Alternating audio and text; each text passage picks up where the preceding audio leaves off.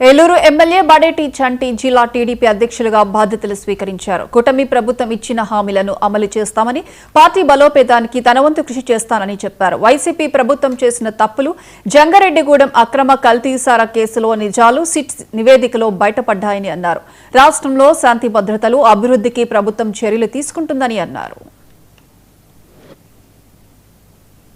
18 నెలలుగా తెలుగుదేశం పార్టీ వచ్చిన తర్వాత ఏదైతే హామీ ఇచ్చిందో ఆ హామీలన్నీ కూడా ఒక్కొక్కటిగా నెరవేర్చుకుంటూ వచ్చారు. ప్రతిదీ కూడా ప్రజలకు తీసుకెళ్లాల్సిన బాధ్యత మా అందరి మీద ఉంది కాబట్టి ప్రతి నియోజకవర్గంలో కూడా అందరూ అదే విధంగా కార్యకర్తలు ఏదైతే 4.5 సంవత్సరాలు అష్ట కష్టాలు పడి ఏదైతే ఈ ప్రభుత్వం రావటానికి మెయిన్ కారణం కార్యకర్తల బలమే.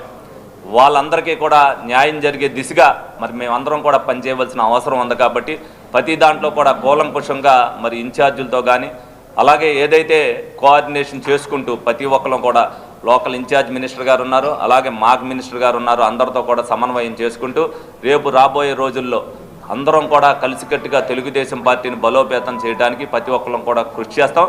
దానికి వీరందరూ కూడా సహకరిస్తున్నందుకు వీళ్ళందరికీ కూడా ధన్యవాదాలు తెలుపుకుంటున్నాను.